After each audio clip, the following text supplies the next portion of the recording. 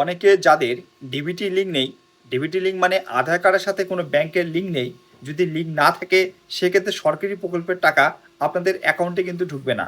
সেটি আপনার উজ্জ্বলা যোজনা গ্যাসে ভর্তুকি হোক অথবা যুবশক্তি প্রকল্পের টাকা হোক। তো কীভাবে আপনারা ডিবিটি লিঙ্ক করবেন, মানে আপনার আধার কার্ডের সাথে ব্যাংক অ্যাকাউন্টে লিঙ্ক করবেন, তা বাড়িতে বসে সেটি এই ভিডিওতে দেখাবো। এর জন্য আপনাদের গুগলে গিয়ে সার্চ করতে হবে, এনপিসিআই লিখে সার্চ করলে এনপিসিআই সাইটটি চলে আসবে। জাস্ট এরপর ক্লিক করুন। ক্লিক করার পরে এই যে দেখুন লেখা আছে কাস্টমার, এরপর ক্লিক করুন। এরপরে এই যে দেখুন লেখা আছে Bharat Aadhaar seeding enabler, just এর উপর ক্লিক করুন। ক্লিক করার পরে দেখুন welcome to Bharat Aadhaar seeding enabler পেজটি চলে এসেছে।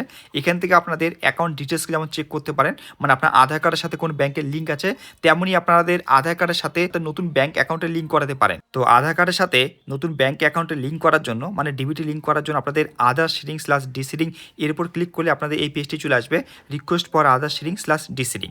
তো এখানে ইন্টার আধার, তো এখানে আপনাদের আধার কার্ড নম্বরটি দিবেন। এরপর দেখুন লেখা আছে রিকোয়েস্ট ফর আধার। তো প্রথমে আছে সিডিং, সিডিংয়ে মানে আপনার আধার কার্ডের সাথে ব্যাংক অ্যাকাউন্ট লিঙ্ক করাকে বলে সিডিং। আর ডিসিডিং মানে আপনার আধার কার্ডের সাথে যে ব্যাংকের অ্যাকাউন্ট লিঙ্ক আছে সেটিকে সরিয়ে দেওয়া বা হাঁটানোকে বলে হচ্ছে ডিসিডিং। তো সিডিং কীভাবে করতে হয় সেটা দেখাবো। জাস্ট সিডিংয়ের উপর ক্লিক করবেন, এরপরে সিলেক্ট ব্যাংক, এরপর আপনাদের ব্যাংক অ্যাকাউন্টকে সিলেক্ট করবেন যে আপনি আধার কার্ডের সাথে কোন ব্যাংকে লিঙ্ক করাতে যাচ্ছেন, সেই ব্যাংক অ্যাকাউন্টকে সিলেক্ট করে নেবেন এখান থেকে। এরপরে দেখুন লেখা আছে সিডিং টাইপ। তো সিডিং 3 টাইপস হয়। প্রথমে হচ্ছে ফেস সিডিং। ফেস সিডিংয়ে মানে হচ্ছে আপনার আধার কার্ডের সাথে কোনো ব্যাংকের লিঙ্ক নেই, প্রথমবার আপনি আধার কার্ডের সাথে ব্যাংক অ্যাকাউন্ট লিঙ্ক করাতে যাচ্ছেন, সেক্ষেত্রে ফেস সিডিং এরপর ক্লিক করবেন। এরপর দেখুন লেখা আছে 2 নম্বরটি মুভমেন্ট। মুভমেন্টটা কি same bank with another account.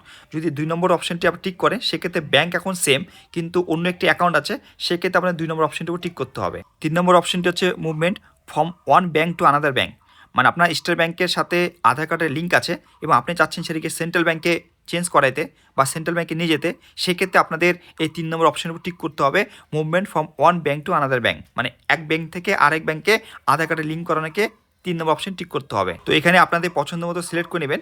যদি আপনাদের আধার কার্ডের সাথে কোনো ব্যাংকের লিঙ্ক না থাকে, প্রথমবার আপনারা সিডিং করাতে যাচ্ছেন, মানে আধার কার্ডের সাথে ব্যাংকের ডিবিটি লিঙ্ক করাতে যাচ্ছেন, সেক্ষেত্রে ফেস সিডিং এর উপর ক্লিক করবেন। ক্লিক করার পরে অ্যাকাউন্ট নম্বর, মানে আপনি যে সেন্ট্রাল ব্যাংক দিলেন তো সেই ব্যাংকের অ্যাকাউন্ট নম্বরটি দিবেন, কনফার্ম অ্যাকাউন্ট নম্বর উপর ক্লিক করবেন।